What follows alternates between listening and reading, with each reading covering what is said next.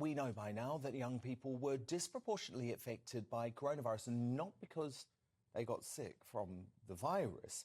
Isolating lockdowns, school closures, remote learning, cancelled social events and taped-out playgrounds were just some of the cruel and devastating measures inflicted upon our youngsters. As you know, I've recently launched a lockdown inquiry on this show that continues to cover the impact these knee-jerk draconian policies had on Britain, including on our kids. But since the start of the pandemic, UsforThem co-founders Molly Kingsley and Liz Cole have been doggedly fighting for the rights of our children, and their laser-focused efforts have culminated in a compelling new book, The Children's Inquiry, How the State and Society Failed the Young During the COVID-19 Pandemic, which is out on Thursday. And Molly and Liz join me now live. What has your book discovered and uncovered about the impact of lockdowns on British kids? I mean, I think the most shocking thing for us is twofold, actually. It's how widespread the impacts were. So I think, we know that kids did not fare particularly well during the pandemic, not because of the pandemic so much as actually the very indiscriminate measures imposed on them. But I think until we really started digging into it, we hadn't really taken on board just how many kids were affected. So, for example, just one recent report, and sadly there's reports coming out, almost every week, it seems. Recent report from the Children's Commissioner that says 1.7 million children are now absent in some way from school regularly, and that's 1 in 4 children. So, that's just one example of a very big number. And, likewise, the number of children who are struggling with their physical health, their mental health, it's huge. And I think the second thing is just how many of these impacts were not only predictable, but actually predicted. Yes. I mean, you were shouting about it.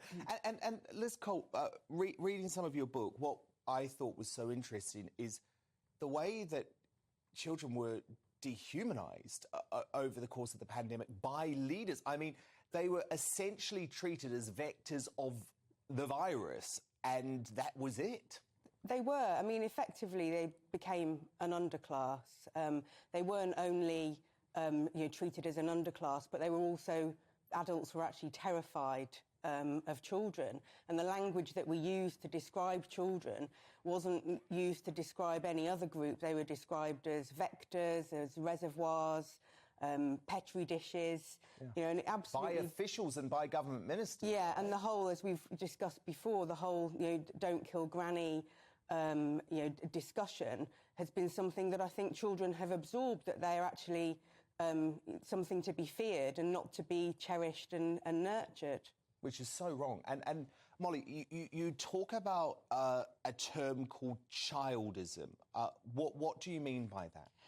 I think what we've seen is really quite a discriminatory and unpleasant attitude towards children. And I know that sounds extreme, but actually what we did to kids was really extreme. And it was particularly extreme because it happened in some cases at a time adults were not subject to similar restrictions. So, I guess maybe the archetypal illustration of that is masks. We had our children masked up for 7, 8, 9 hours a day at the same time that we had, teachers' award ceremonies, very famous photo, Nadeem Zahawi photoed unmasked, very same evening the latest mask mandate was introduced for children. And that's just one example, but there are many of that type of instance of restrictions for kids going above what happened in the adult population, and that's discriminatory. Yeah, absolutely. And just to add to that as well, when children, many children couldn't go to school in the summer of 2020, while adults could go to the pub, but most children couldn't attend school. And I think that really said everything that we needed to know about our priorities. Schools should never have been closed. I think it's completely shameful. And I guess the issue is, Molly, too, we don't know how long lots of these impacts are going to go on for. I mean, Generation COVID, as they're now known, may well end up being defined by some of the experiences they had during lockdown. Yeah, I mean, I think it's quite scary, isn't it? And I think that is nowhere more the case than with very young children. So there are now reports coming out, and they don't make for pleasant reading. You know, the Ofsted reports, I think, were the most recent, raising various concerns spanning, you know, cognitive development, physical development, language development. I think language development is actually a really interesting one because, you know, as that Ofsted report, in fact, notes, many of these children have spent 2 years under restrictions. And for some of these children, that means 2, maybe out of 3 or 4 years, looking at adults wearing masks. And surprise, surprise, we're now realising that speech and language has been impaired. And no one really knows is the answer, whether that's going to work out okay for these kids or not. You know, it may do. The brain is elastic. We also know there are windows of elasticity in the brain. So if you miss developmental periods, then you miss it. And it's not something that you always get a second shot at. And I think lots of the mental health issues which we actually forced upon our kids and our teenagers will last a lifetime, sadly. So Liz, what's the conclusion that we should take from this? That if we go through something like this again, which I think is probably inevitable given the hysteria around now about even the smallest new virus or illness that comes back, we should never close schools, presumably.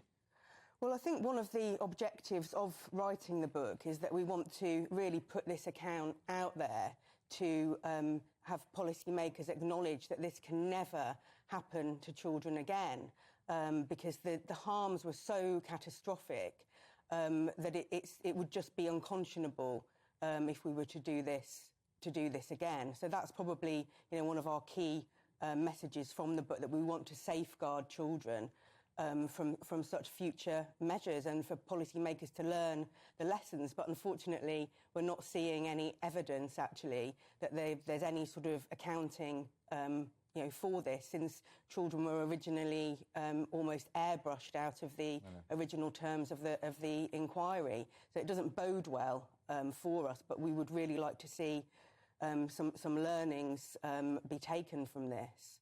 No, indeed, and it is so important. Thank you very much for all of your great work as part of Us for Them. That's Molly Kingsley and Liz Cole, authors of The Children's Inquiry, which is out on Thursday.